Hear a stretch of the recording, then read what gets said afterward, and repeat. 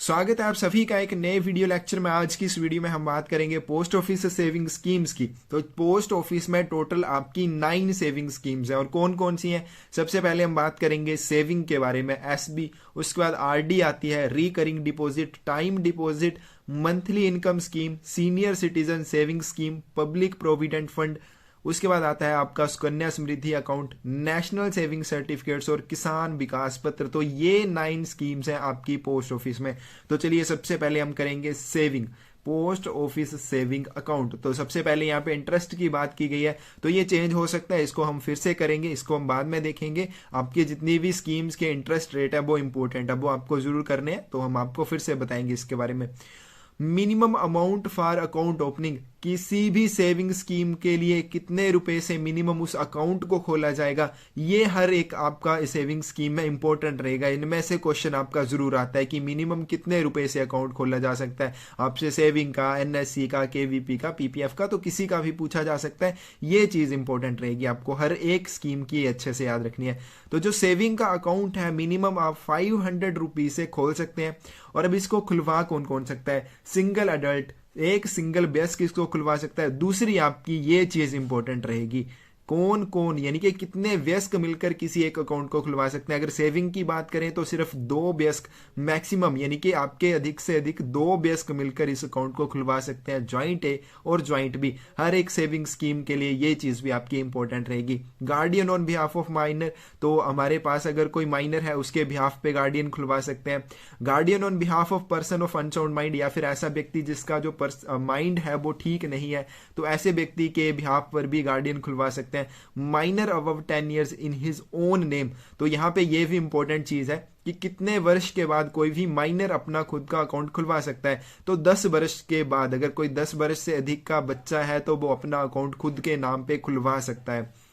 Next बात आती है हमारे पास, only one account can be opened by an individual as single account. तो सिर्फ एक ही सिंगल अकाउंट एक वयस्क, एक इंडिविजुअल खुलवा सकता है, यानी कि मैक्सिमम अगर हम बात करें तो सिर्फ एक ही अकाउंट किसी इंडिविजुअल के नाम पोस्ट ऑफिस में खुलेगा, चाहे वो किसी भी पोस्ट ऑफिस में खुलवा ले, सिर्फ एक ही अकाउंट उसका रहेगा। Account in name of minor above 10 years, person of unsound mind, only one account can be opened. तो इनके नाम पर भी सिर्फ एक ही अकाउंट खोला जा सकता है, एक से ज्यादा नहीं खोले जाएंगे। डेथ ऑफ ज्वाइंट होल्डर, अगर आप अकाउंट की बात करें हम ज्वाइंट अकाउंट की, जिसमें 2 वयस्क आपस में मिलकर खुलवाते हैं।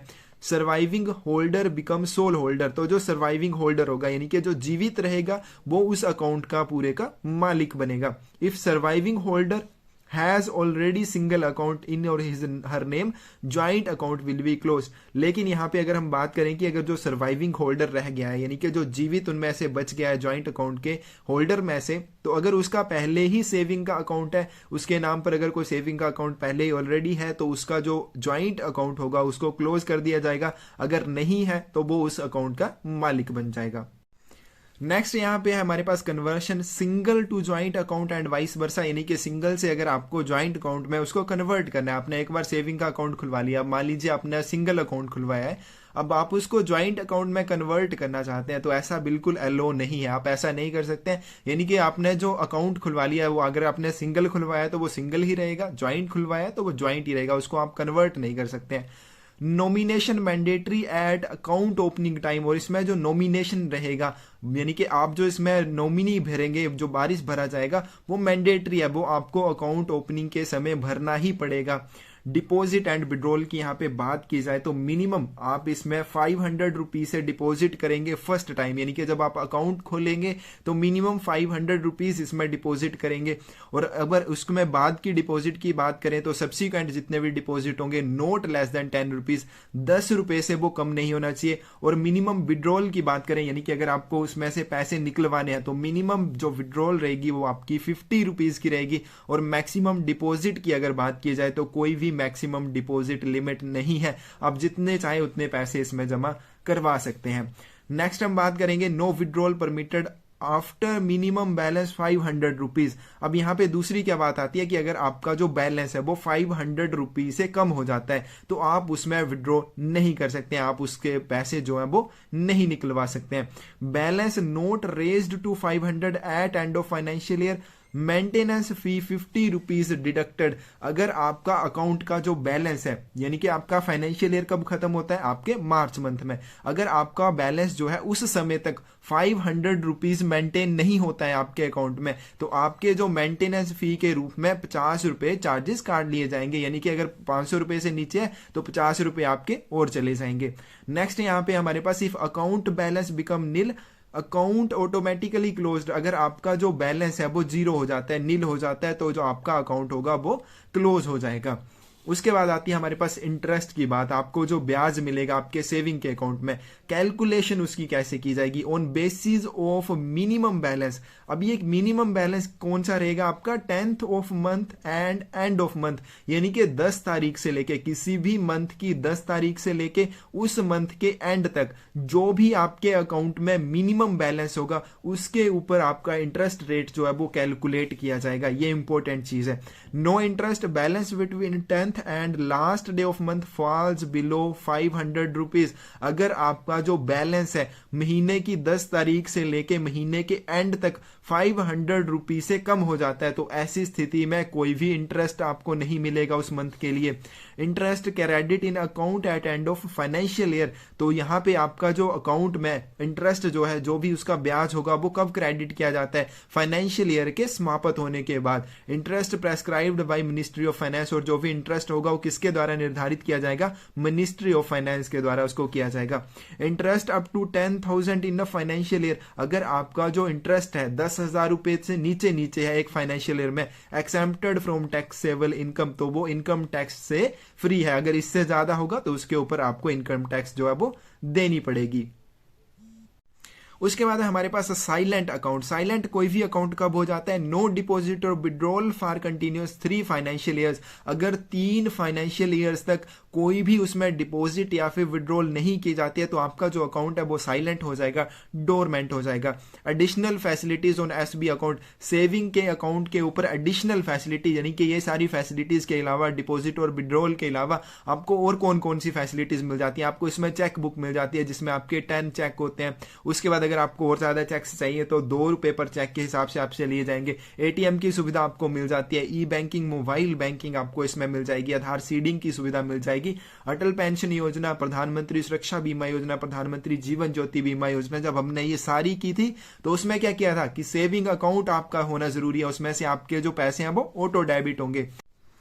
उसके बाद आता है हमारे पास रिकरिंग डिपॉजिट, आरडी अकाउंट जिसे कहा जाता है। तो इंटरेस्ट हर एक सेविंग स्कीम के ऊपर कैसे उसको कैलकुलेट किया जाता है, ये इंपॉर्टेंट चीज है आपके लिए। क्वार्टरली कंपाउंडेड, आरडी के अकाउंट में आपका जो इंटरेस्ट होगा वो कैसे होगा, क्वार्टरली कंपाउंड उसको किया जाता है। मिनिमम अमाउंट की बात करें तो ये इंपॉर्टेंट है। मैंने पहली स्कीम में आपको बोला है सेविंग स्कीम में कि कितने रुपए से मिनिमम आपकी हर एक सेविंग स्कीम को खोला जा सकता है, वो आपको बिल्कुल अच्छे से ध्यान में रखना है। वहीं से क्वेश्चन आपका बार बार पूछा जाता है। अगर आपको यहां पे कॉमनली क्वेश्चन की बात की जाए जो बार बार एग्जाम्स में पूछे जाते हैं तो वो यही क्वेश्चंस हैं, ठीक है। मिनिमम कितने रुपए से खुलेगा, कितने उसको वयस्क जो है वो मिलकर खुलवा सकते हैं, तो ये चीज आपके लिए इंपॉर्टेंट है।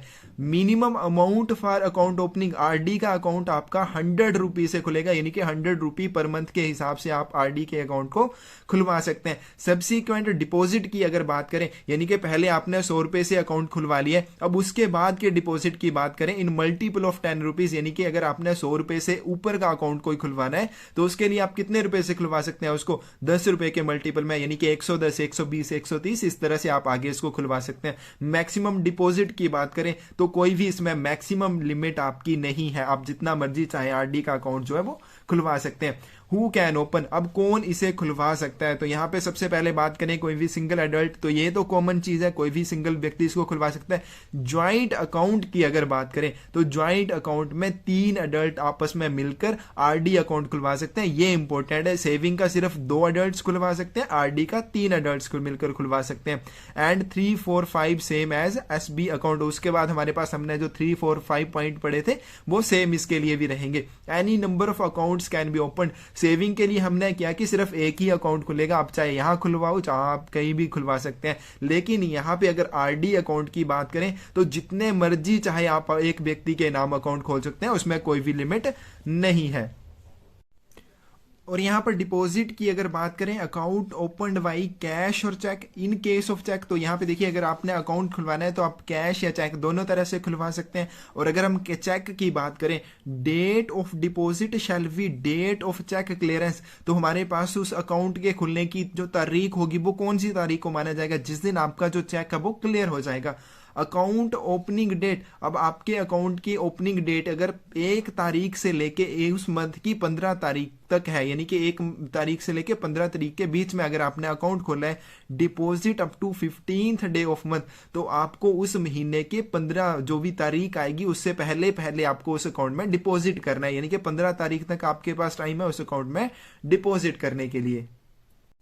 Account opening date 16th to last day of month, deposit on any day of month. अगर आपने जो अपना अकाउंट है एक महीने की 16 तारीख से लेके महीने के लास्ट दिन के बीच में खुलवाया, तो आप महीने में किसी भी दिन उस अकाउंट में डिपॉजिट कर सकते हैं। तो यहाँ पे आपको क्या याद रखना है कि अगर आपने अकाउंट जो है 1 तारीख से लेके 15 तारीख के बीच में खुलवाया तो आपको 15 तारीख से पहले उसमें डिपॉजिट करना है। और अगर आपने उसको महीने के लास्ट दिन से लेके आपने उस महीने की 16 तारीख के बीच में खुलवाया तो आपको उस महीने में किसी भी दिन डिपॉजिट करने की छूट है, आप किसी भी दिन उसमें डिपॉजिट कर सकते हैं। नेक्स्ट हम बात करते हैं डिफॉल्ट्स की। डिफॉल्ट का मतलब होता है कि आपको जुर्माना उसमें कब लगेगा। If not deposit in prescribe day, default at rate 1 rupees per 100 rupees. अगर आपने प्रेस्क्राइब डे यानी कि निर्धारित दिन के भीतर पहले उसमें डिपॉजिट नहीं किया, यानी कि जैसे हमने किया कि अगर अकाउंट जो है वो मान लीजिए आपका 1 तारीख से लेके 15 तारीख तक खुला है और आपने उसमें 15 तारीख तक डिपॉजिट नहीं किया है,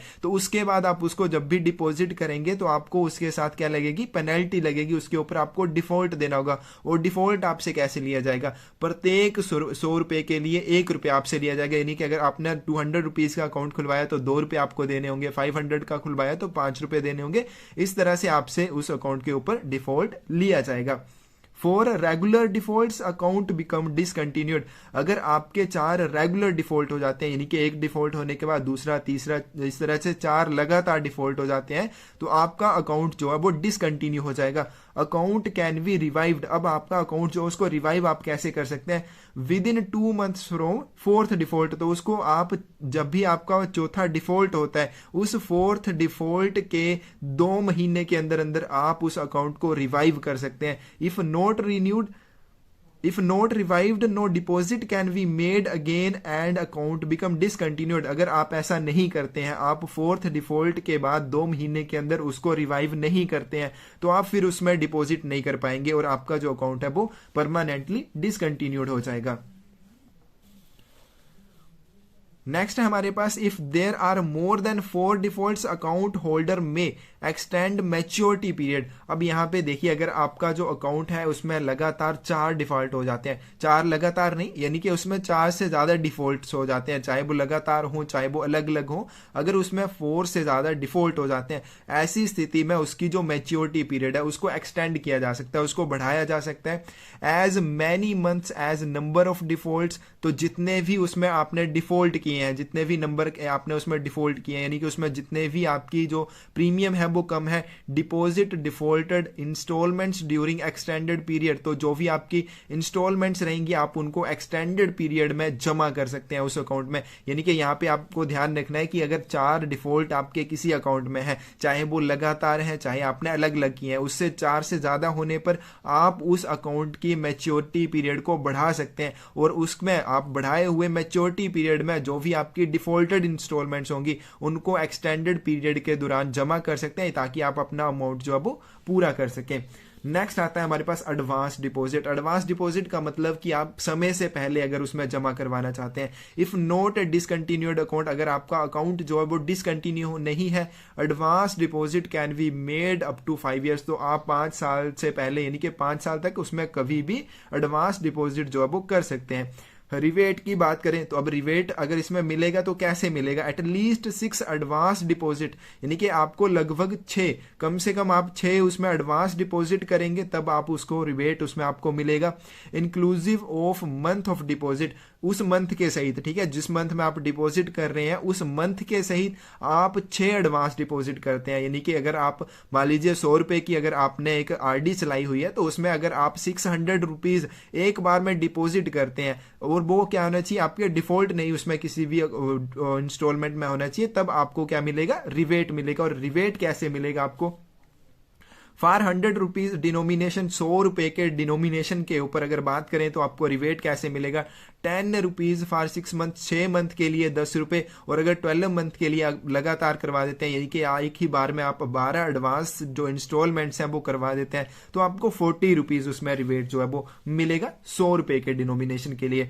advance deposit made at any time, account opening time any time thereafter, तो आप चाहे तो अकाउंट खोलने के समय भी उसमें एडवांस डिपॉजिट कर सकते हैं, या फिर उसके बाद आप जब भी चाहे उसमें एडवांस डिपॉजिट कर सकते हैं। अब लोन की यहाँ पे बात की जाए, जो लोन आपको मिलता है, अगर आप आरडी के अकाउंट के ऊपर लोन लेना चाहते हैं, after 12 instalments deposit and account is continue for 1 year, अगर आपका अकाउंट जो है वो कंटिन्यू 1 साल तक आप चल गया है और आपने या फिर उसमें क्या किया है कि उसमें 12 इंस्टॉलमेंट्स जो है वो जमा कर दिए, यानी कि आपने 12 किस्तें जो है उसमें जमा कर दी है, loan can we pay in one lump sum equal monthly instalments, जो आपका लोन है वो आप वापिस कैसे कर सकते हैं। ठीक है, सबसे पहले यहाँ पे क्या बात आई है हमारे पास कि लोन आपको मिलेगा कैसे, अगर आपका अकाउंट जो है उसमें आप 12 इंस्टॉलमेंट्स जो है वो जमा करवा चुके हैं। ठीक है, आपने चाहे उनको एक बार में करवाया, आपने चाहे उनको अलग अलग करवाया, उससे कोई फर्क नहीं है। और साथ में दूसरा, आपका अकाउंट जो है वो कम से कम 1 साल तक चल गया होना चाहिए, तब आप उस पर लोन ले सकते हैं। अब लोन उसको वापिस कैसे किया जाएगा, एक बार में भी उसको वापस किया जा सकता है,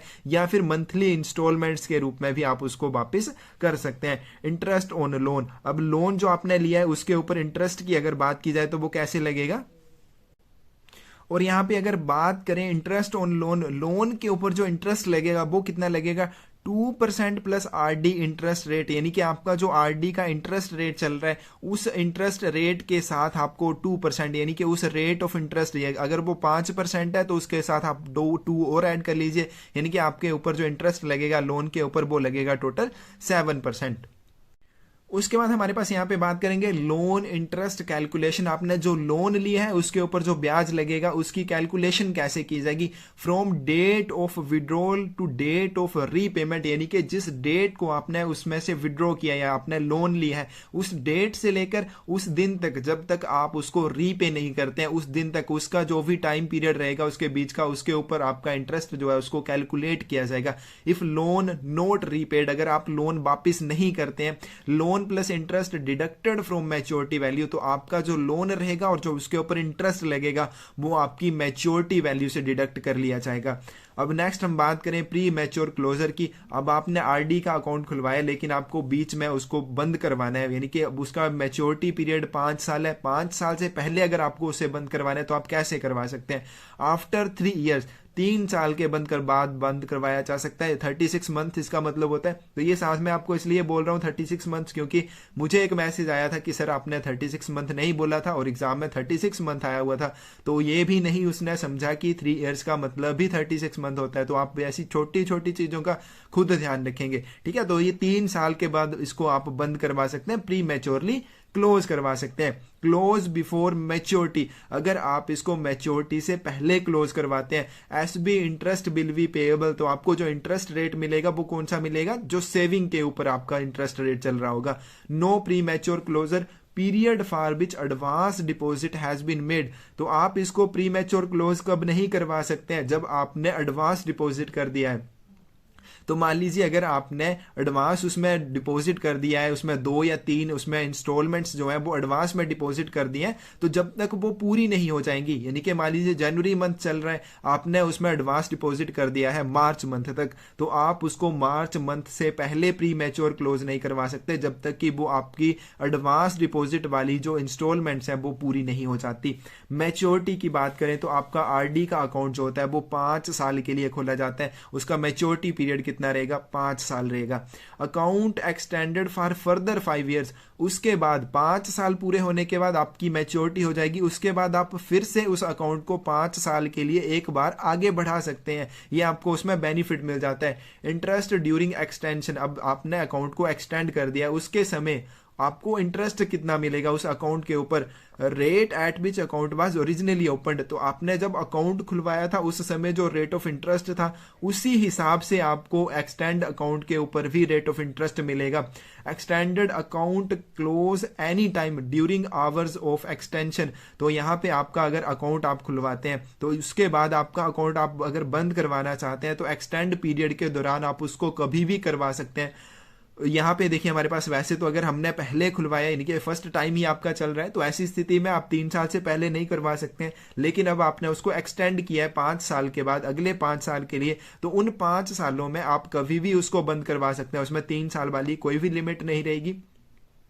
for completed years RD interest payable, अब मान लीजिए आपने आरडी का अकाउंट एक्सटेंड करवाया है, अब यहाँ पे क्या होता है कि आप उसमें जितने भी वर्ष के लिए उसको कंप्लीट करेंगे, यानी कि 5 वर्ष के बाद अगर आपने उसको 1 वर्ष के लिए कंप्लीट किया है तो आपको उस 1 वर्ष के लिए भी आरडी का इंटरेस्ट रेट मिलेगा। Period less than a year, अगर आपका वो वाला एक्सटेंडेड पीरियड है, मान लीजिए वो 1.5 साल का है, तो 1 साल आपको जो मिलेगा 1 साल के लिए आपको पूरे के लिए आरडी इंटरेस्ट मिलेगा, और जो आपका हाफ ईयर रहेगा उसके लिए आपको एसबी का इंटरेस्ट रेट मिलेगा, यानी कि 1 साल के लिए आरडी और एक आधे साल के लिए आपको सेविंग का इंटरेस्ट मिलेगा, यानी कि आप जितने भी ईयर्स कंप्लीट करेंगे उसके बाद आपको उसके लिए आरडी इंटरेस्ट जो है वो मिलेगा।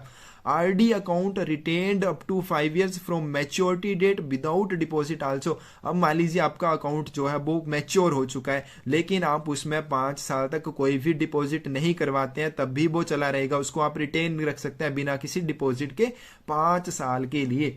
उसके बाद बात आती है हमारे पास टाइम डिपॉजिट की, TD account, interest payable annually but calculated quarterly, तो आपका जो इंटरेस्ट रहेगा टाइम डिपॉजिट में वो कैसे पे किया जाता है, उसको कैसे डिपॉजिट किया जाता है अकाउंट में, एनुअली वार्षिक, यानी कि 1 साल के बाद उसको अकाउंट को उसमें जो भी इंटरेस्ट रहेगा वो अकाउंट में डिपॉजिट किया जाएगा, लेकिन इसकी जो कैलकुलेशन होती है वो कैसे की जाती है, क्वार्टरली की जाती है।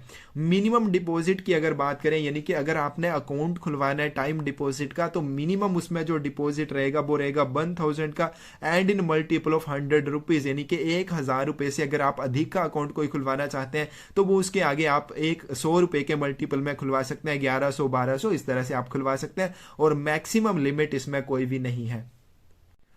उसके बाद हमारे पास अगर टीडी का अकाउंट जो है उसे कौन कौन खुलवा सकता है, सिंगल एडल्ट, एक वयस्क उसको खुलवा सकता है। अगर ज्वाइंट अकाउंट की बात करें ये इंपॉर्टेंट है, 3 वयस्क मिलकर आपस में टीडी का अकाउंट खुलवा सकते हैं, सेविंग के लिए 2, आरडी के लिए 3, टीडी के लिए भी 3 हमारे पास वयस्क जो है वो मिलकर आपका टीडी अकाउंट जो है उसको खुलवा सकते हैं। और 3rd 4th 5th पॉइंट जो है वो सेम रहेंगे, ठीक है। गार्डियन कौन कौन से बिहाफ के ऊपर अकाउंट खुलवा सकते हैं तो वो हो सकता है वो आपको देख लेने सेविंग के अकाउंट से। Any number of accounts can be opened, एक व्यक्ति जितने चाहे उतने अकाउंट्स खुलवा सकता है, आरडी के जितने चाहे उतने अकाउंट खुलवा सकता है, सेविंग का सिर्फ एक अकाउंट खुलेगा। अगर डिपॉजिट की बात करें, अब आपका जो टीडी का अकाउंट होता है ये आपके हमारे पास 4 प्रकार का होता है, एक हमारा 1 year TD, 2 year TD, 3 year और 5 ईयर टीडी, ये वाले आपके पास 4 अकाउंट है। इसमें ध्यान रखना है 4 साल के लिए आपका टीडी का अकाउंट नहीं है, 1 साल के लिए, 2 साल, 3 और 5 साल के लिए आपका जो टीडी का अकाउंट है वो अवेलेबल है।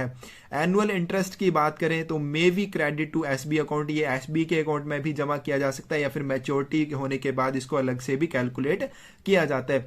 5 ईयर टीडी की अगर बात की जाए हमारे पास एक्सेम्प्टेड फ्रॉम इनकम टैक्स, तो ये इनकम टैक्स से इसको शूट है, यानी कि आपका जो 5 साल का टीडी अकाउंट है इनकम टैक्स फ्री है, इसमें इनकम टैक्स में शूट है, लेकिन आपका 1 2 3 वाला जो है ये इनकम टैक्स में इसको शूट नहीं है।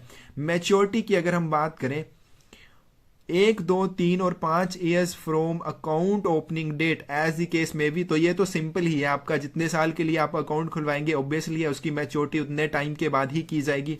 एक्सटेंशन ऑफ अकाउंट, अगर आप अकाउंट को एक्सटेंड करने की बात करें, on maturity extend for another tenure for which account was initially open, तो यहाँ पे हमने क्या किया कि अकाउंट आप कितने साल के लिए खुलवा सकते हैं, 1 साल के लिए, 2 3 या फिर 5 साल के लिए खुलवा सकते हैं।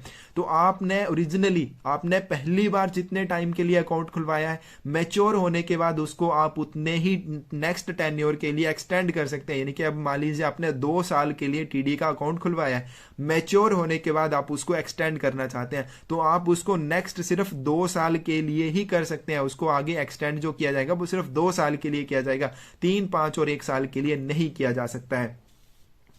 अब यहाँ पे बात करें एक्सटेंड विद इन, तो आपको एक्सटेंड कितने टाइम के भीतर उसको करना है। अगर 1 साल टीडी अकाउंट की बात करें, within 6 month from maturity date के 6 महीने के अंदर आपको उसे एक्सटेंड करना है। उसके बाद 2 साल वाले की बात करें तो आपको 12 मंथ का यानी कि 1 साल का उसमें टाइम मिलता है, और 3 और 5 साल वाले अकाउंट की बात करें तो आपको उसमें 18 मंथ का टाइम जो है वो मिल जाता है। Interest for extended period, interest on TD account on day of maturity. अब यहाँ पे दूसरी बात करेंगे कि जो आपको एक्सटेंडेड जो पीरियड रहेगा, यानी कि आप अगर उसको एक्सटेंड करते हैं मैच्योरिटी पीरियड के बाद, तो इसके ऊपर जो इंटरेस्ट रहेगा वो कैसे रहेगा। जो मैच्योरिटी वाले दिन आपका इंटरेस्ट रेट रहेगा वही टीडी अकाउंट के ऊपर इंटरेस्ट रेट आपको दिया जाएगा। प्री मैच्योर क्लोजर की अगर बात करें हम, no deposit shall be withdrawn before expiry of 6 month. आप उसमें से कोई भी डिपॉजिट जो है उसको विड्रॉ नहीं कर सकते हैं 6 महीने से पहले, यानी कि अकाउंट खुलने के 6 महीने से बाद आप 6 महीने तक उसमें आप कोई भी विड्रॉ जो है वो नहीं कर सकते हैं, 6 महीने के बाद की जा सकती है। TD account close after 6 months but before 1 year. अगर आपका जो टीडी अकाउंट है उसे 6 महीने के बाद, अब यहाँ पे किस अकाउंट की बात की है, जो आपका 1 ईयर टीडी अकाउंट है, अगर उसको 6 महीने के बाद लेकिन 1 साल से पहले आप बंद कर देते हैं तो आपको सेविंग इंटरेस्ट रेट जो होगा वो मिलेगा। अगर आप 2 ईयर 3 ईयर 5 ईयर टीडी की बात करें क्लोज आफ्टर 1 ईयर, तो आप उसको 1 साल के बाद बंद कर सकते हैं। इंटरेस्ट आपको इसमें कैसे मिलेगा, 2% less of TD interest for completed years. तो आपने जितने भी ईयर्स के लिए उसको कंप्लीट किया है, यानी कि अगर आपने उसको 2 साल के लिए कंप्लीट किया है तो उसके हिसाब से जो उसके ऊपर इंटरेस्ट लगेगा उसका 2% आपको कम मिलेगा।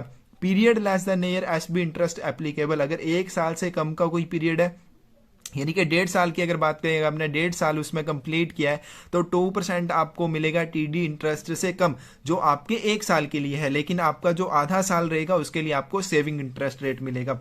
नेक्स्ट आता है हमारे पास प्लेजिंग ऑफ टीडी अकाउंट। अब आप टीडी अकाउंट को किसके लिए गिरवी रख सकते हैं। ट्रांसफर और प्लेज अथॉरिटीज कौन कौन है, president, governor of state, RBI, scheduled bank, cooperative society, cooperative bank, corporation, public और private, government company, local authority, housing finance company. तो ये सारे आपके ट्रांसफर और प्लेज अथॉरिटीज है, इनको एक बार अच्छे से कर लेना है, ये भी क्वेश्चन पूछा गया है एग्जाम में। उसके बाद बात आती है हमारे पास MIS अकाउंट की। MIS अकाउंट क्या होता है, मंथली इनकम स्कीम, यानी कि आपको इसमें हर महीने इंटरेस्ट मिलेगा। इंटरेस्ट पेएबल मंथली, आपको हर एक महीने में एक बार इंटरेस्ट जो है वो मिलता रहेगा। Account open with minimum 1000 rupees. आप जो अकाउंट खुलवा सकते हैं MIS का 1000 रुपए से मिनिमम खुलेगा, और सब्सिक्वेंट उसमें जो भी डिपॉजिट होगी वो 1000 रुपए के मल्टीपल में होगी। यानी कि अगर आप 1000 रुपए का अकाउंट खुलवाते हैं, उसके ज्यादा का खुलवाना चाहते हैं तो 2000 रुपए, 3000 रुपए, इस तरह से आप खुलवा सकते हैं। मैक्सिमम इन्वेस्टमेंट की बात करें तो 4.5 लाख इन सिंगल अकाउंट। अगर आपने सिंगल अकाउंट खुलवाया है MIS के लिए तो 4.5 लाख के लिए आप इसको ले सकते हैं, और अगर ज्वाइंट अकाउंट है तो 9 लाख रुपए की लिमिट रहेगी।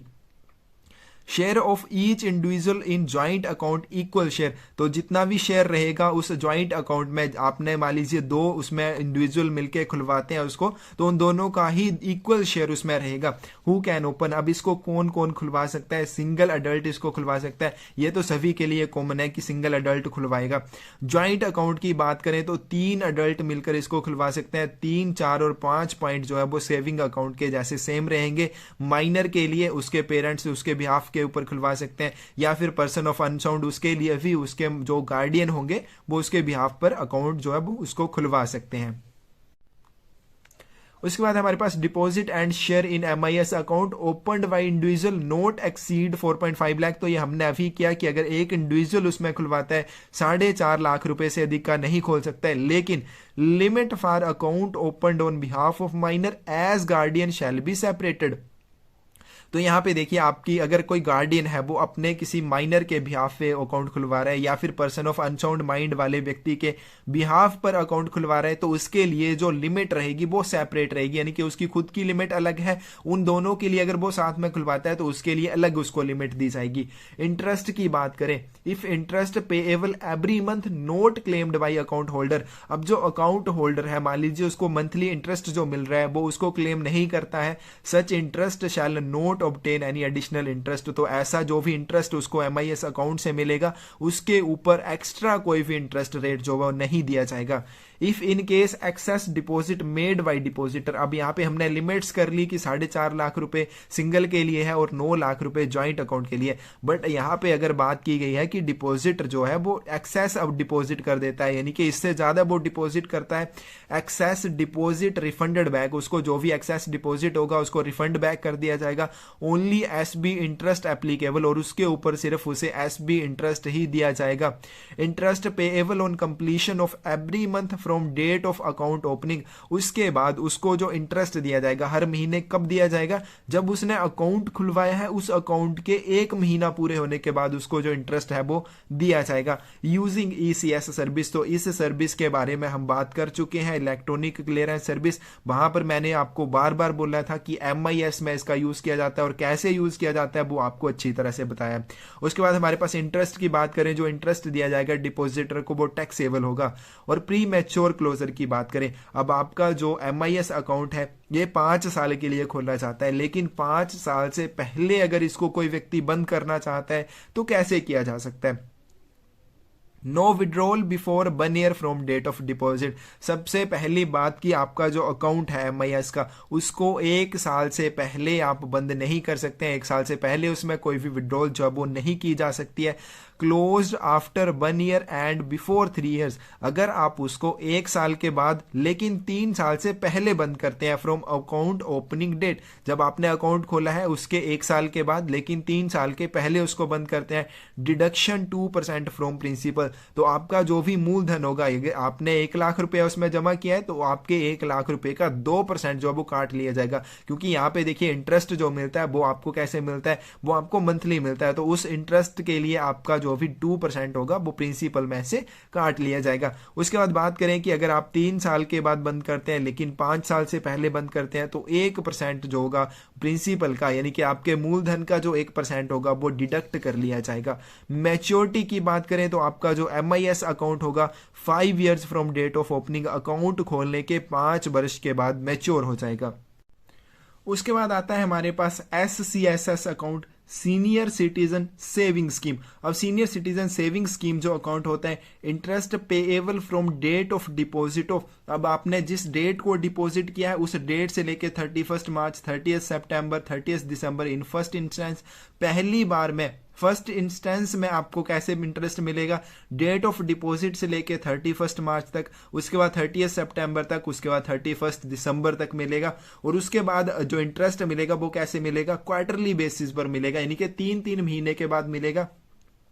Applicable from date of deposit to, आपने जिस डेट को डिपॉजिट किया है उस डेट से लेके 31 मार्च तक, 30 जून तक, 30 सितंबर और उसके बाद 31 दिसंबर तक आपको ये इंटरेस्ट मिलेगा। Only 1 deposit in account in multiple of 1000 rupees, आप 1000 रुपए के मल्टीपल में इसमें सिर्फ एक ही बार डिपॉजिट कर सकते हैं। और मैक्सिमम डिपॉजिट की अगर बात की जाए, नोट एक्सीडिंग 15 लाख, तो ये 15 लाख रुपए से अधिक नहीं होना चाहिए, इनके मिनिमम आपका कितना रहेगा 1000 और मैक्सिमम आपका रहेगा 15,000। हु कैन ओपन, अब इस अकाउंट को कौन खुलवा सकता है, बाकी अकाउंट्स की तरह ही ये अकाउंट अलग से खुलेगा, इसके लिए अलग कंडीशन है।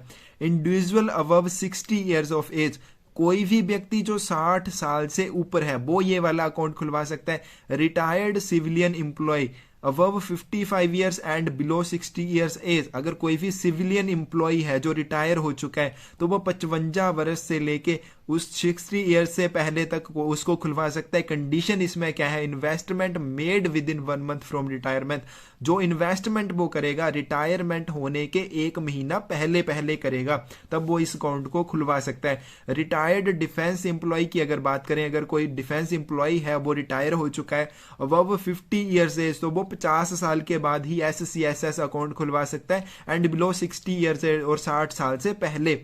लेकिन इसके लिए जो कंडीशन है वो क्या है, investment made with in 1 month from retirement, इसके लिए भी सेम कंडीशन है कि रिटायर होने के 1 महीना पहले पहले वो इसमें इन्वेस्टमेंट करेगा। नेक्स्ट हम ज्वाइंट अकाउंट की बात करें तो सीनियर सिटीजन सेविंग अकाउंट में आपका सिर्फ पति और पत्नी आपस में मिलकर ये अकाउंट खुलवा सकते हैं अगर वो ज्वाइंट अकाउंट खुलवाना चाहते हैं।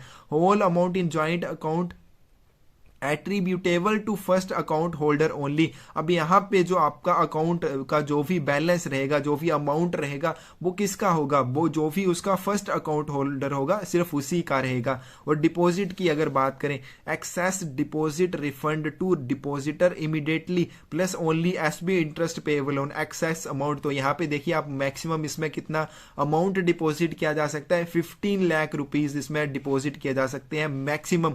अगर इससे ज्यादा डिपॉजिट है तो क्या किया जाएगा? उसको डिपॉजिटर को जो भी जमा करता है उसको जल्दी से जल्दी वापस कर दिया जाएगा। और जो भी एक्सेस अमाउंट रहेगा, जो भी 15 लाख से ऊपर का अमाउंट होगा, उसके ऊपर जो इंटरेस्ट रेट दिया जाएगा वो सेविंग इंटरेस्ट रेट जो है वो मिलेगा। This scheme qualifies benefit of section 80C of income tax act 1961। तो इसमें क्या है, हमारे पास इनकम टैक्स में बेनिफिट मिल जाता है। अगर इंटरेस्ट रेट की बात करें तो हम पहले भी कर चुके हैं कि इसमें क्वार्टरली बेसिस पर आपको यानी कि 3-3 महीने के बाद इंटरेस्ट जो है वो मिलेगा। If not claimed by account holder, अगर इसको अकाउंट होल्डर के द्वारा क्लेम नहीं किया जाता है, such interest note earn additional interest, तो ऐसा इंटरेस्ट जो आपको इसके ऊपर मिला है यानी कि सीनियर सिटीजन सेविंग स्कीम में आपने जितना भी अमाउंट इन्वेस्ट किया है उसके ऊपर आपको जो भी 3 मंथ का इंटरेस्ट मिलेगा, आप अकाउंट होल्डर जो अगर उसके लिए क्लेम नहीं करता है तो उसको उस इंटरेस्ट के ऊपर कोई भी एक्स्ट्रा इंटरेस्ट नहीं मिलेगा। और अगर हमारे पास इसकी बात करें auto credit to SB account by ECS, तो यहां पे देखिए आपका एमआईएस अकाउंट और सीनियर सिटीजन सेविंग अकाउंट, इन दोनों में ही इलेक्ट्रॉनिक क्लियरेंस सर्विस के द्वारा आपका जो इंटरेस्ट रहेगा वो आपके सेविंग अकाउंट में डिपॉजिट कर दिया जाएगा। Total interest exceeds 50,000 in financial year, अगर 50,000 इन फाइनेंशियल ईयर, अगर एक फाइनेंशियल ईयर में आपका जो इंटरेस्ट है वो 50,000 रुपए से अधिक हो जाता है, TDS deducted from total interest paid, जो आपका टोटल आपको इंटरेस्ट दिया जाएगा उसमें से टीडीएस काट लिया जाएगा। No TDS deduction if form 15G 15H is submitted, अगर आपने फॉर्म 50G 15H जो है वो सबमिट किया है तो ऐसी स्थिति में आपका टीडीएस जो है वो नहीं काटा जाएगा। नहीं तो आपका 50,000 रुपए से अधिक अमाउंट होने पर इंटरेस्ट अमाउंट है ये 50,000, इसको ध्यान रखना है। इससे ज्यादा होने पर आपका जो टीडीएस है वो काट लिया जाएगा। प्री मैच्योर क्लोजर की अगर बात करें, अगर आपको अकाउंट जो है वो प्री मैच्योरली क्लोज करवाना है, समय से पहले उसको बंद करवाना है, तो इसकी मैच्योरिटी भी आपकी कितनी रहेगी? 5 साल रहती है। अगर 5 साल से पहले आप इसको बंद करवाना चाहते हैं, close any time after date of opening, तो अकाउंट खुलने के किसी भी समय आप इसको बंद करवा सकते हैं, यानी कि आप 6 महीने, 2 महीने, 4 महीने, 1 साल, 5 साल, तो जब भी चाहे आप इसको क्लोज करवा सकते हैं। No interest payable closed before 1 year, अगर आप इसको 1 साल से पहले बंद करवाते हैं तो कोई भी इंटरेस्ट रेट आपको नहीं दिया जाएगा। If any interest paid recover from principal, अगर कोई भी इंटरेस्ट आपको ब्याज मिला है तो वो आपके प्रिंसिपल से रिकवर कर लिया जाएगा, वापिस काट लिया जाएगा। अकाउंट क्लोज्ड आफ्टर 1 ईयर, अगर आप बात करें कि अकाउंट आप 1 साल के बाद बंद करते हैं लेकिन 2 साल से पहले बंद करते हैं, तो 1.5% यानी कि आपका 1.5% जो है वो काट लिया जाएगा प्रिंसिपल अमाउंट का। और उसके बाद बात करें अगर 2 साल के बाद आप बंद करते हैं लेकिन 5 साल से पहले बंद करते हैं, 1% डिडक्टेड फ्रॉम प्रिंसिपल, आपके प्रिंसिपल में से 1% जो है वो डिडक्ट कर लिया जाएगा। एक्सटेंडेड अकाउंट, आपका अगर अकाउंट जो है आप उसको एक्सटेंड करवाते हैं, close after expiry of 1 year from date of extension without any deduction, तो अगर आप इसको, अगर एक्सटेंडेड अकाउंट है हमारे पास, उसको आप 1 साल के बाद बंद करवाते हैं तो ऐसी स्थिति में भी आपका कोई भी डिडक्शन जो है वो नहीं किया जाएगा, अमाउंट में से कोई भी डिडक्शन नहीं की जाएगी। लेकिन यहां पर अगर आप फर्स्ट टाइम ही है, एक्सटेंडेड अकाउंट नहीं है, तो 1 साल के बाद और 2 साल से पहले उसको बंद करने पर आपका 1.5% के हिसाब से प्रिंसिपल में से डिडक्ट जो है वो कर लिया जाएगा। मैच्योरिटी की बात करें तो 5 years from date of opening, account खुलने के आपके 5 साल के बाद आपका जो अकाउंट है वो मैच्योर हो जाएगा। और एक्सटेंशन की बात करें, for further period of 3 years from maturity date, यानी कि 5 साल के बाद वो क्या हो जाएगा, अकाउंट मैच्योर हो जाएगा। उसके बाद आप उसको और आगे बढ़ाना चाहते हैं तो 3 साल के लिए, यानी कि टोटल आपका कितना हो जाएगा, 8 years. Extended with in 1 year of maturity, 1 साल के अंदर अंदर आपको उसे क्या करना पड़ेगा, एक्सटेंड करना पड़ेगा। जो भी मैच्योरिटी डेट होगी उसके 1 साल के भीतर उस अकाउंट को एक्सटेंड जो है वो किया जा सकता है। Interest at the rate applicable on date of maturity, और इंटरेस्ट रेट जो आपको मिलेगा वो कितना मिलेगा, जो भी आपका मैच्योरिटी की डेट के ऊपर इंटरेस्ट होगा वही आपको उसके ऊपर दिया जाएगा। पीपीएफ अकाउंट की बात करें, public provident fund account, account open with minimum 500 rupees. PPF account जो है वो आपका मिनिमम 500 रुपए से खोला जा सकता है और मैक्सिमम आप इसमें 1.5 लाख रुपए एक फाइनेंशियल ईयर में जमा कर सकते हैं। Deposit in multiple of 50 rupees, इसमें जो डिपॉजिट किया जाएगा वो कितने रुपए के मल्टीपल में किया जाएगा, 50 रुपए के मल्टीपल में किया जाएगा। डिपॉजिट मेड इन लमसम और इन इंस्टॉलमेंट्स, अब आप इसमें क्या कर सकते हैं, जो डिपॉजिट कर सकते हैं आप एक इंस्टॉलमेंट में भी कर सकते हैं या फिर धीरे धीरे, ठीक है। इन इंस्टॉलमेंट्स यानी कि आप थोड़े थोड़े पैसे करके भी इसमें जमा कर सकते हैं या फिर आप चाहें तो एक बार में ही उसको जमा कर सकते हैं।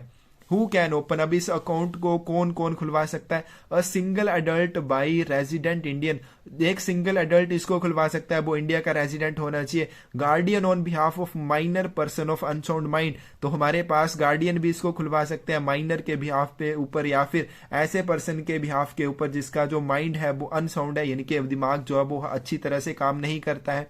Only one account across the country either in post office bank can be open, केवल एक ही अकाउंट खोला जा सकता है पूरे देश में, चाहे वो पोस्ट ऑफिस में हो चाहे बैंक में हो, कहीं भी खुलवा ले, सिर्फ एक ही अकाउंट खोला जा सकता है। डिपॉजिट की अगर हम बात करें, मिनिमम जो है 500 इन फाइनेंशियल ईयर, एक फाइनेंशियल ईयर में कम से कम आपको इसमें 500 रुपीज जो है वो डिपॉजिट करने हैं। और मैक्सिमम की बात करें 1.50 lakh in financial year, 1.5 lakh रुपए आपको मैक्सिमम इसमें डिपॉजिट करने हैं, यानी कि मैक्सिमम आप इतने कर सकते हैं, जरूरी नहीं है, लेकिन मिनिमम आपके 500 जो है वो होने चाहिए। मैक्सिमम की बात करें 1.50 लाख जो हमने बात की, inclusive of deposit made in his account plus account open on behalf of minor. अब मान लीजिए किसी व्यक्ति ने माइनर के बिहाफ के ऊपर भी हमारा जो पीपीएफ अकाउंट है वो खुलवाया हुआ है, तो ऐसी स्थिति में दोनों के अकाउंट का ही देखा जाएगा कि दोनों के अकाउंट का मिला के जो 1.5 लाख है उससे ज्यादा नहीं होना चाहिए, यानी कि जो माइनर का अकाउंट होगा प्लस जो भी डिपॉजिटर है उसका अकाउंट होगा, उन दोनों के अकाउंट को चेक किया जाएगा, वो दोनों के अकाउंट का डिपॉजिट जो है वो 1.5 लाख रुपए से ज्यादा नहीं होना चाहिए। Deposit qualify for deduction under section 80C of income tax act, तो इसमें आपका जो इनकम टैक्स एक्ट है यानी कि आपका जो टैक्स है वो इस अकाउंट से कटेगा, जो भी इंटरेस्ट आपको मिलेगा। और डिसकंटिन्यूएशन ऑफ अकाउंट की बात करें, आपका अकाउंट जो है वो डिसकंटिन्यू कब हो जाएगा, account become discontinued note deposit minimum 500 in financial year, अगर आप एक फाइनेंशियल ईयर में कम से कम 500 रुपए उसमें डिपॉजिट नहीं करते हैं, आपका अकाउंट जो है वो डिसकंटिन्यू हो जाएगा। नो लोन और विड्रॉल ऑन डिसकंटिन्यूड अकाउंट, अगर आपका अकाउंट जो है वो डिसकंटिन्यू हो चुका है तो ना ही आप उसके ऊपर लोन ले सकते हैं, ना ही उसमें से कोई विड्रॉ कर सकते हैं। रिवाइव ऑफ अकाउंट, आप अकाउंट को रिवाइव कैसे कर सकते हैं, मान लीजिए आपका अकाउंट डिसकंटिन्यू हो चुका है, उसको रिवाइव कराने के लिए आपको क्या करना पड़ेगा, before maturity by deposit minimum subscription 500 rupees plus 50 rupees default fee for each defaulted year, तो जितने भी आपके डिफॉल्टेड ईयर्स होंगे, यानी कि अगर आपने एक फाइनेंशियल ईयर में उसमें 500 रुपीज तक जमा नहीं किए हैं तो आपका अकाउंट क्या हो जाएगा, उसमें डिफॉल्ट आपको देना पड़ेगा उस फाइनेंशियल ईयर के लिए। तो इस तरह के आपके जितने भी फाइनेंशियल ईयर हो जाएंगे उसके लिए आपको 500 rupees plus 50 rupees as default fee देना पड़ेगा, तब आपका अकाउंट जो है वो रिवाइव होगा। इंटरेस्ट की बात करें, interest applicable notified by ministry of finance on quarterly basis, तो इसके ऊपर भी आपको क्वार्टरली बेसिस के ऊपर इंटरेस्ट जो है वो मिलेगा, मिनिस्ट्री ऑफ फाइनेंस के द्वारा इसको नोटिफाई किया जाएगा।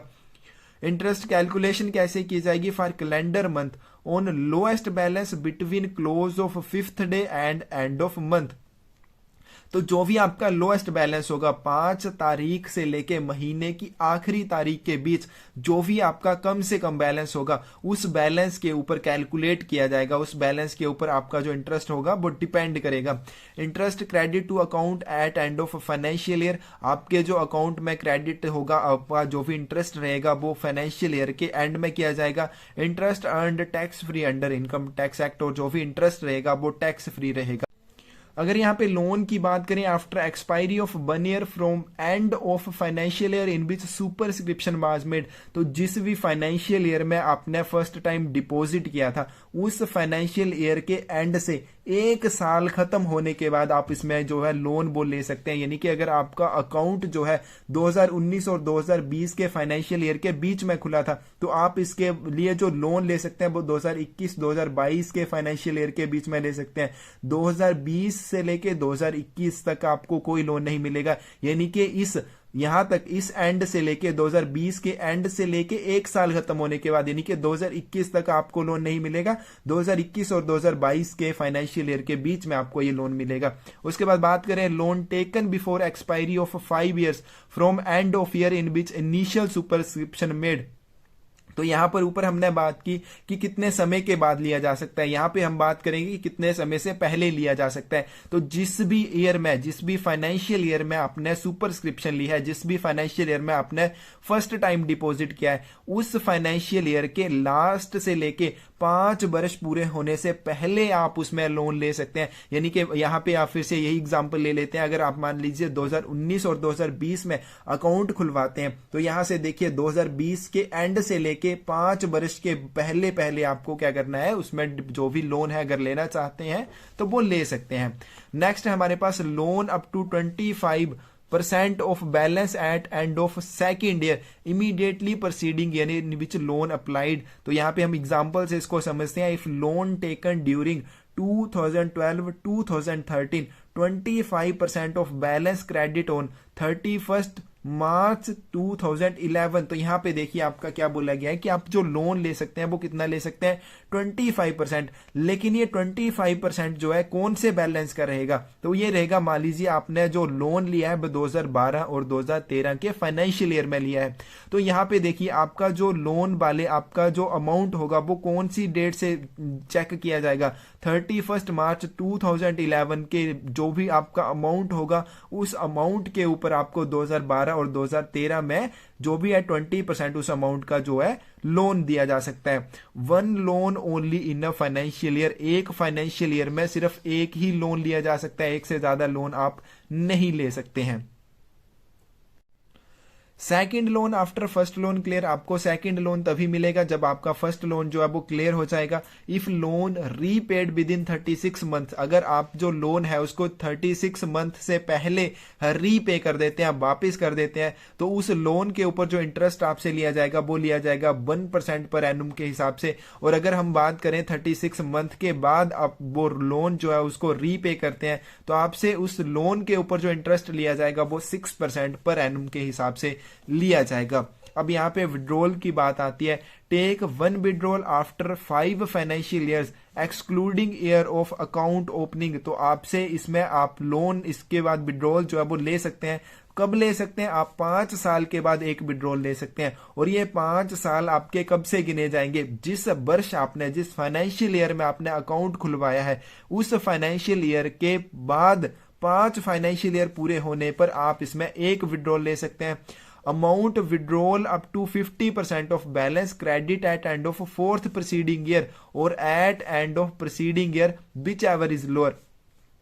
तो आप जिस भी वर्ष 5 साल के बाद आप जिस भी वर्ष क्या करते हैं, आप उसमें से विड्रॉल लेते हैं, वो विड्रॉल किस चीज के ऊपर डिपेंड करेगी, वो चीज आपकी, वो विड्रॉल आपकी डिपेंड करेगी कि उस जब भी आप लोन ले रहे हैं उससे 4 वर्ष पहले, ठीक है, उसके 4th प्रोसीडिंग ईयर यानी कि 4 वर्ष पहले जो आपका उसमें अमाउंट था, उस अकाउंट में आपने जो भी अमाउंट डिपॉजिट किया था, क्रेडिट किया था, उस अमाउंट के ऊपर, या फिर जिस वर्ष आप डिपॉजिट में विड्रॉल कर रहे हैं उस वर्ष के पिछले ईयर में आपका जो डिपॉजिट था वो कितना था। यानी कि उन दोनों में से देखा जाएगा, जो भी कम होगा उसका 50% आपको जो है विड्रॉल के रूप में दिया जाएगा। तो यहाँ पे आप इसको एग्जांपल से समझ लीजिए। विड्रॉल टेकन इन 2016-17, अब मान लीजिए आप 2016-17 के फाइनेंशियल ईयर में विड्रॉल लेते हैं, तो ये विड्रॉल जो होगी किस चीज के ऊपर डिपेंड करेगी, ये हमारी डिपेंड करेगी कि आपका बैलेंस कितना था उस अकाउंट में 31/3/2013 को या फिर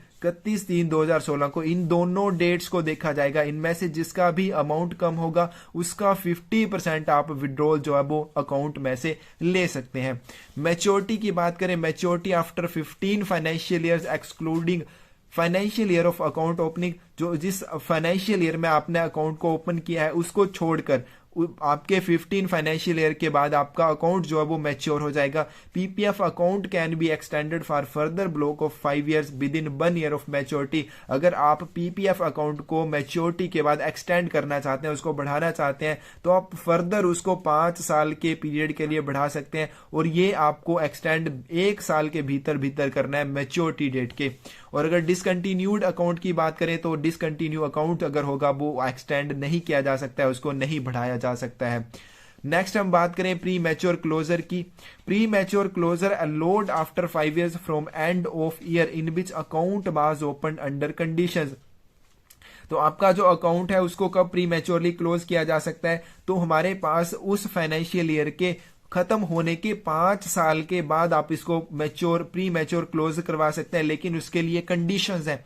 life threatening disease of account holder, spouse, और हमारे पास दूसरा है डिपेंडेंट चिल्ड्रन, जो भी हमारा अकाउंट होल्डर है उसको कोई ऐसी लाइफ थ्रेटनिंग डिसीज हो जाती है, यानी कि जानलेवा कोई बीमारी हो जाती है, उसके पति पत्नी या दोनों में से किसी को हो जाती है, या फिर उसके जो बच्चे हैं उसको हो जाती है जो उसके ऊपर डिपेंड हो।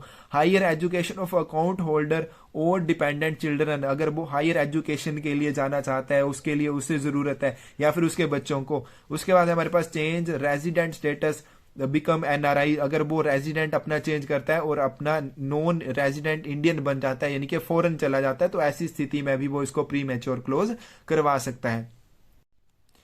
Pre mature closure 1% interest deducted from date of account opening और एक्सटेंशन डेट। तो आपका अगर प्री मैच्योर क्लोज आप इसको करते हैं तो 1% इंटरेस्ट आपका जो वो डिडक्ट कर लिया जाएगा, और कौन सी डेट से किया जाएगा, अकाउंट ओपनिंग, अगर आपने अकाउंट एक्सटेंड किया है तो एक्सटेंशन डेट से अकाउंट में से जो डिडक्शन है वो की जाएगी।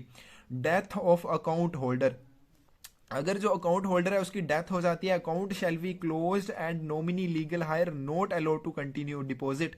तो आपका जो अकाउंट है वो क्लोज कर दिया जाएगा, जो नॉमिनी है, लीगल हायर है, वो अकाउंट में डिपॉजिट जो है उसको कंटिन्यू नहीं कर सकता है। क्लोजर ड्यू टू डेथ, अगर हमारे पास जो क्लोजर है वो डेथ की वजह से हो रहा है। PPF rate of interest paid till end of preceding month in which the account is closed. तो जिस भी मंथ में क्लोज हो रहा है आपका टीडी, आपका जो पीपीएफ अकाउंट, उस मंथ के पिछले मंथ तक आपको जो इंटरेस्ट मिलेगा वो पीपीएफ रेट ऑफ इंटरेस्ट दिया जाएगा। अब आता है हमारे पास सुकन्या समृद्धि अकाउंट, इंपॉर्टेंट है, यहां से क्वेश्चन बड़ी बार पूछा जाता है, who can open Sukanya Samriddhi का अकाउंट जो है वो कौन खुलवा सकता है। Girl below age of 10 years, कोई भी 10 साल से नीचे वाली कोई भी बच्ची है तो उसका अकाउंट खोला जा सकता है। Only 1 account either in post office और बैंक, सिर्फ एक ही अकाउंट एक बच्ची के नाम खोला जा सकता है, चाहे पोस्ट ऑफिस में खुलवाएं चाहे बैंक में खुलवाएं। Account opened for maximum 2 girls in a family, अब एक फैमिली में मैक्सिमम 2 गर्ल्स के लिए ही अकाउंट खोला जा सकता है। इन केस ट्विंस ट्रिपलेट्स, तो अगर हमारे पास वहां पे ट्विंस हैं, ठीक है, जोड़े हैं, मतलब कि 2 बच्चियां एक जैसी हैं, ट्विंस हैं, एक ही साथ उनका जन्म हुआ है, या फिर ट्रिपलेट्स हैं, तो ऐसी स्थिति में क्या किया जाएगा, more than 2 accounts can be opened. तो ऐसी स्थिति में 2 से ज्यादा अकाउंट भी खोले जा सकते हैं, क्योंकि ट्विंस हैं तो 2 से ज्यादा खोले जा सकते हैं। अगर डिपॉजिट की बात करें तो account opened with minimum 250 rupees, तो अकाउंट को मिनिमम 250 रुपए से खोला जा सकता है। Minimum deposit in financial year, एक फाइनेंशियल ईयर में भी मिनिमम जो डिपॉजिट लिमिट है 250 रुपीज है। मैक्सिमम डिपॉजिट लिमिट की बात करें तो एक फाइनेंशियल ईयर में 1.5 लाख रुपए और 50 रुपए के मल्टीपल में आप उसमें जमा कर सकते हैं, चाहे आप एक बार में लमसम में कर दें या फिर मल्टीपल इंस्टॉलमेंट्स में, ज्यादा इंस्टॉलमेंट्स में भी कर सकते हैं। Deposit made maximum up to completion of 15 years from date of opening, तो जिस वर्ष आपने, जिस डेट को आपने अकाउंट खोला है उस डेट से लेके 15 वर्ष के पूरे होने तक आप उस अकाउंट में डिपॉजिट कर सकते हैं। अब यहाँ पे कई बच्चों को ये कंफ्यूजन होगा कि हमारे पास जो एसएसए का अकाउंट होता है ये लड़की की 15 वर्ष की आयु पूरे होने तक इसमें डिपॉजिट किया जाता है, लेकिन ऐसा कुछ नहीं है। जब आप अकाउंट खोलेंगे उस अकाउंट ओपनिंग डेट से लेके 15 वर्ष तक, उसके 15 वर्ष पूरे होने तक आप उसमें डिपॉजिट जो है वो कर सकते हैं। Minimum 250 rupees not deposited in account in a financial year, अगर एक फाइनेंशियल ईयर में आपने मिनिमम 250 रुपीज डिपॉजिट नहीं किए अकाउंट में, account treated as defaulted account, तो आपका जो अकाउंट होगा उसको डिफॉल्टेड अकाउंट की तरह ट्रीट किया जाएगा। रिन्यूएबल ऑफ डिफॉल्टेड अकाउंट, अब आपका जो डिफॉल्टेड अकाउंट है उसको आप रीन्यू कैसे कर सकते हैं? Before completion of 15 years from account opening date, तो अकाउंट ओपनिंग डेट के 15 साल पूरे होने से पहले पहले उस अकाउंट को जब चाहें आप रीन्यू करवा सकते हैं by paying minimum 250 rupees plus 50 default for each defaulted year. तो यहाँ पे देखिए मिनिमम आप 250 रुपीज उसमें डिपॉजिट करेंगे प्लस 50 रुपीज प्रत्येक डिफॉल्टेड ईयर के लिए, आपको उसके लिए 50 रुपए डिफॉल्ट देके आप उसको जो है रीन्यू कर सकते हैं। इंटरेस्ट की अगर हम बात करें, earn interest prescribed by ministry of finance on quarterly basis, तो इसके ऊपर भी जो इंटरेस्ट मिलता है वो क्वार्टरली बेसिस मिलता है। Interest calculation for calendar month, तो एक कैलेंडर मंथ के लिए जब इंटरेस्ट कैलकुलेट किया जाता है तो कैसे कैलकुलेट किया जाता है? On lowest balance in account between 5th of month and end of month, तो एक महीने की 5 तारीख से लेके उस महीने के एंड तक जिस भी आपके दिन लोएस्ट बैलेंस उसमें रहेगा उस वक्त आपका जो अकाउंट के ऊपर इंटरेस्ट है वो कैलकुलेट किया जाएगा, उस अमाउंट के ऊपर जो इंटरेस्ट होगा वो उसकी कैलकुलेशन की जाएगी। Interest credit to account at end of each financial year, अब प्रत्येक फाइनेंशियल ईयर के एंड में इंटरेस्ट जो होगा वो अकाउंट में क्रेडिट किया जाएगा। Earned interest free under income tax, और इसमें आपको इनकम टैक्स में छूट है, आपका जो इंटरेस्ट रहेगा वो इनकम टैक्स फ्री रहेगा। ऑपरेशन ऑफ अकाउंट, अब इसको ऑपरेट कौन करेगा? क्योंकि अब 10 साल की बच्ची तो इसको ऑपरेट करने से रही। Operated by guardian till girl child attain age of majority, तो जब तक कि वो मेजोरिटी यानी कि अपनी वो 18 साल की एज जो है वो प्राप्त नहीं कर सकती है, कर लेती है, तब तक उसमें जो गार्डियन रहेंगे वही उस अकाउंट को ऑपरेट करेंगे। अब विड्रॉल की बात करें तो एसएसए के अकाउंट में जो विड्रॉल की जा सकती है वो कैसे की जा सकती है? After girl child attains age 18 और पास्ड 10th स्टैंडर्ड, तो जब हमारे पास लड़की जो है वो 18 साल की एज प्राप्त कर लेती है या फिर वो 10th स्टैंडर्ड यानी कि 10वीं क्लास पास कर लेती है, उसके बाद वो विड्रॉ कर सकती है। Withdrawn may taken up to 50% of balance available at end of proceeding financial year, तो मान लीजिए अगर वो इस समय हमारे पास इस समय अगर वो उस अकाउंट से विड्रॉल लेना चाहती है तो वो कब कर सकती है? उसको कितना विड्रॉल मिलेगा? तो पिछले साल में जितना भी उसका अमाउंट होगा उसका 50% वो विड्रॉ कर सकती है। विड्रॉन मेन इन वन लमसम और इन इंस्टॉलमेंट्स, और इसमें से जो विड्रॉ की जा सकती है वो एक बार में भी की जा सकती है, इंस्टॉलमेंट्स में भी की जा सकती है, यानी कि थोड़े थोड़े पैसे भी निकाले जा सकते हैं। Note exceeding 1 per year for maximum of 5 years, तो यहाँ पे देखिए हमारे पास क्या है कि नोट एक्सीडिंग 1 पर ईयर, एक साल में एक से ज्यादा नहीं होनी चाहिए, फॉर मैक्सिमम ऑफ 5 ईयर्स, 5 साल मैक्सिमम वो ऐसा कर सकती है, उसमें से 5 साल वो विड्रॉल जो है वो कर सकती है, एक साल में एक से ज्यादा नहीं होगी। प्री मैच्योर क्लोजर की अगर बात करें, close after 5 years of account opening, account खुलने के 5 वर्ष के बाद इसको प्री मैच्योरली क्लोज किया जा सकता है। कंडीशंस की बात करें तो इसमें कंडीशंस अप्लाई होती हैं। On death of account holder, जो अकाउंट होल्डर है उसकी डेथ हो जाती है। Death of payment SB interest, तो इसमें जो भी है जब भी डेट उसकी डेथ की डेट के बाद उसको जो इंटरेस्ट मिलेगा वो सेविंग का इंटरेस्ट उसको मिलेगा। ऑन एक्सट्रीम कंपैशनेट ग्राउंड्स, अगर कोई भी उसको लाइफ थ्रेटनिंग डिसीज हो जाती है जो अकाउंट होल्डर है या फिर गार्डियन को जिनके द्वारा अकाउंट को ऑपरेट किया जा रहा है, तो ऐसी स्थिति में भी अकाउंट को 5 साल के बाद प्री मैच्योरली क्लोज किया जा सकता है। क्लोजर ऑन मैच्योरिटी, जब मैच्योरिटी के समय इसको क्लोज किया जाता है तब कैसे किया जाता है?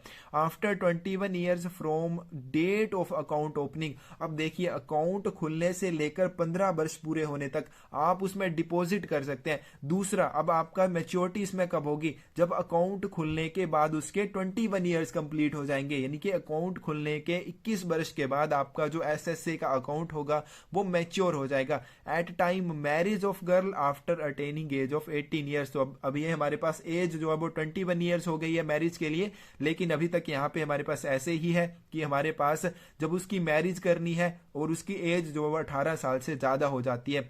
1 मंथ बिफोर और 3 मंथ आफ्टर मैरिज डेट, ये इंपॉर्टेंट चीज है कि अब मैरिज के समय अगर प्री मैच्योर इसको क्लोज करना है तो कब क्या कर सकते हैं? मैरिज के 3 महीने बाद या फिर 1 महीना पहले इसको क्लोज किया जा सकता है। उसके बाद बात आती है हमारे पास एनएससी की, नेशनल सेविंग सर्टिफिकेट्स की। 5 इयर्स नेशनल सेविंग सर्टिफिकेट, तो ये एक हमारे पास सेविंग सर्टिफिकेट है जो 5 साल के लिए दिए जाते हैं।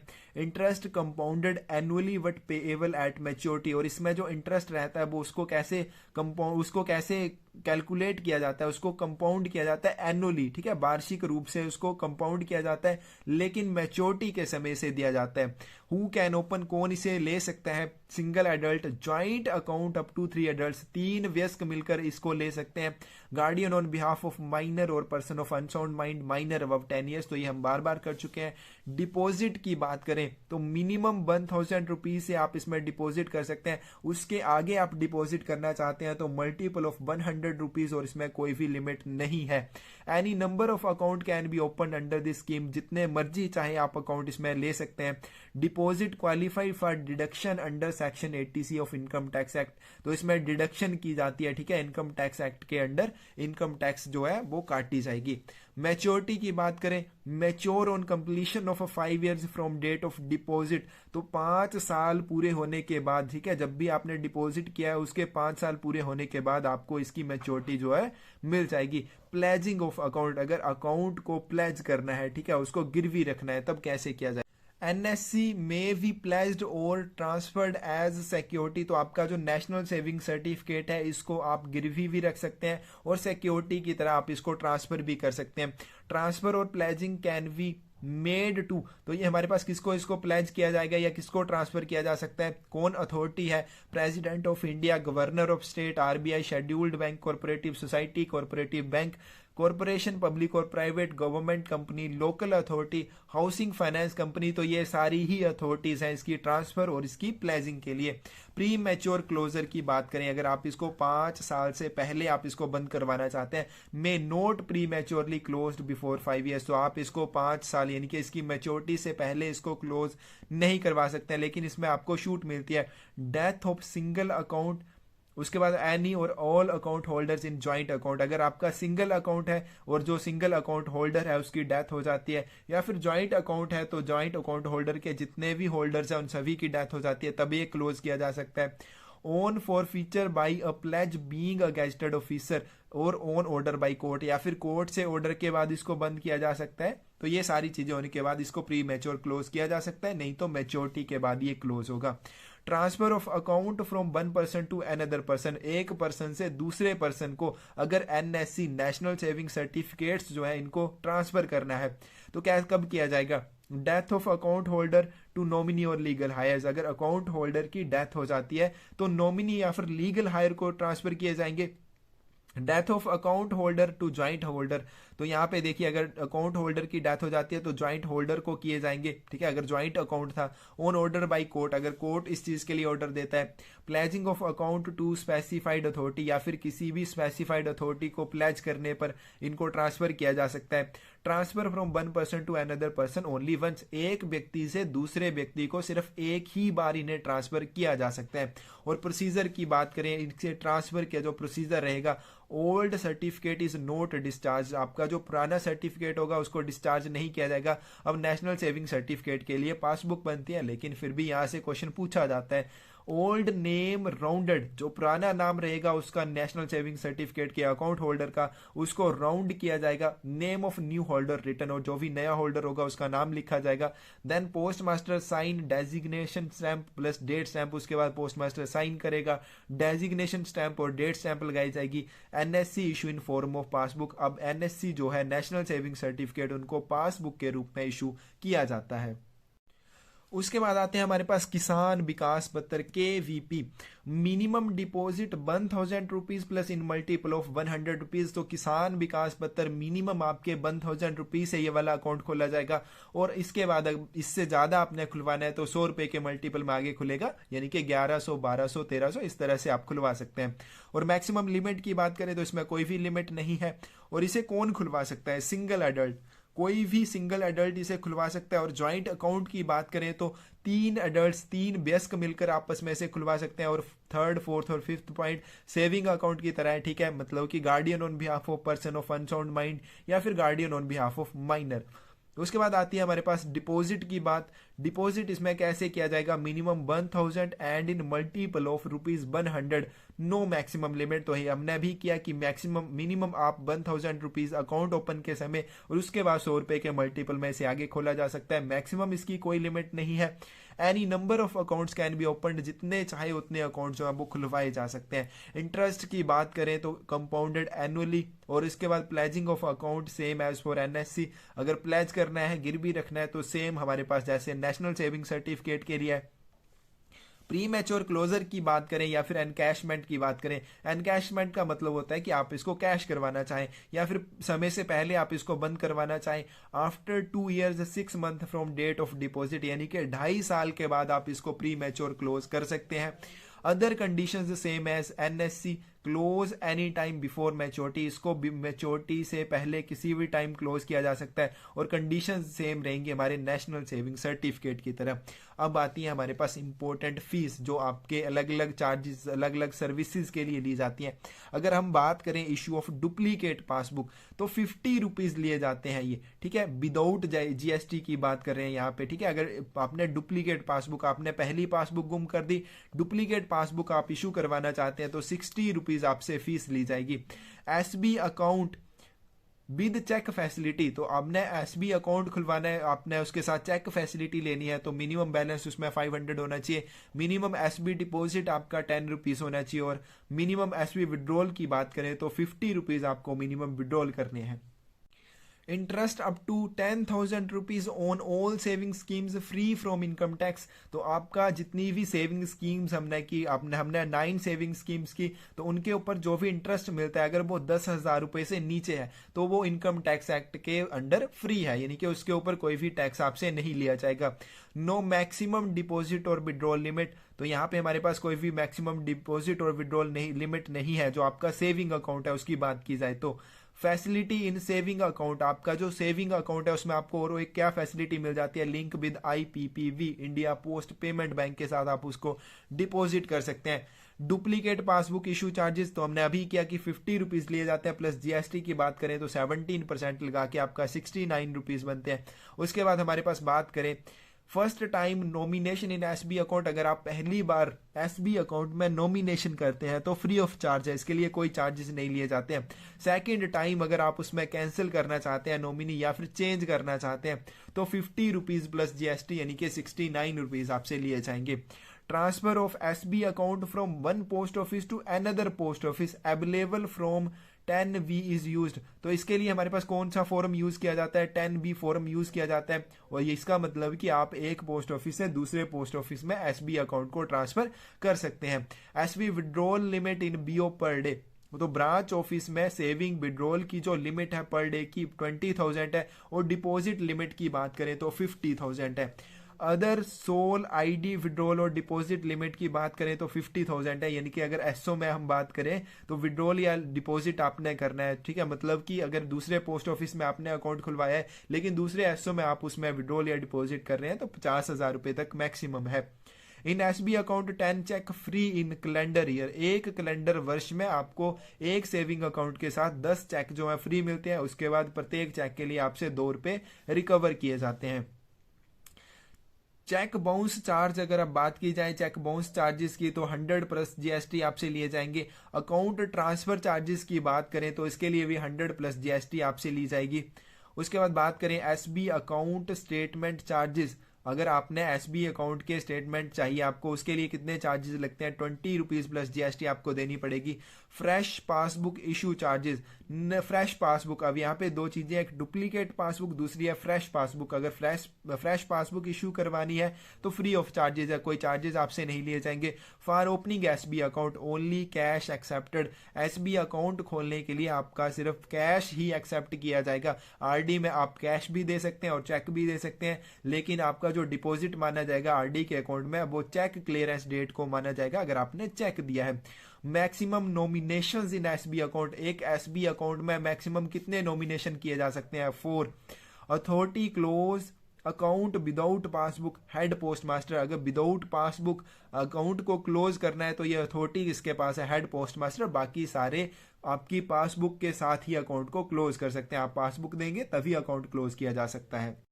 आरडी इंट्रोड्यूस्ड इन, आरडी की शुरुआत कब हुई? 1 April 1982। Advance deposit in RD up to 5 years, तो मतलब कि आपका आरडी का अकाउंट जो है वो 5 वर्ष के लिए होता है। तो आपका जो इसमें एडवांस डिपॉजिट है आरडी में, वो भी आप 5 वर्ष से पहले जब मर्जी कर सकते हैं।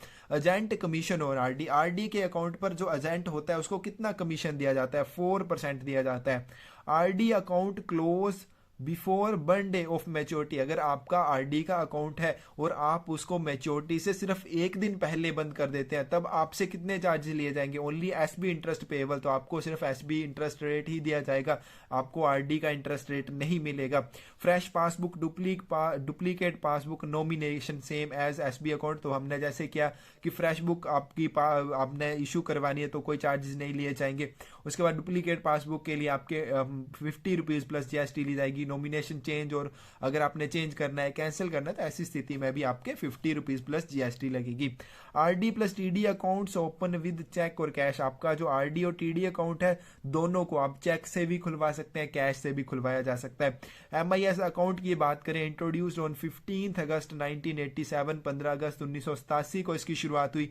Bonus on MIS account stop from 1 दिसंबर 2011, तो एमआईएस अकाउंट पर जो बोनस मिलता था उसकी बात करें तो 1 दिसंबर 2011 के बाद वो बंद हो चुका है। Senior citizen saving scheme account introduce on 2 October 2004, senior citizen saving scheme की बात करें तो इसकी शुरुआत 2 अक्टूबर 2004 को हुई। Senior citizen saving account transfer की अगर बात करें, अगर आपका जो अकाउंट है 1 लाख रुपए तक है तो फ्री इसको क्या किया जाएगा? ट्रांसफर किया जाएगा। अगर 1 लाख रुपए से अधिक है तो प्रत्येक 1 लाख रुपए के लिए आपसे 100 रुपए लिए जाएंगे। First time duplicate passbook charges इन SCSS senior citizen saving scheme में फर्स्ट टाइम अगर आप डुप्लीकेट पासबुक इशू करवाते हैं तो 50 रुपए आपसे लिए जाएंगे।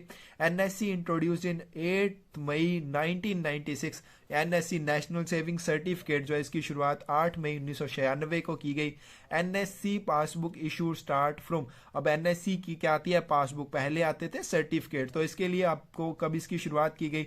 1 जुलाई 2016 से। केबीपी इंट्रोड्यूस्ड इन 1 अप्रैल 1988, जो किसान विकास पत्र है इसकी शुरुआत 1 अप्रैल 1988 को की गई।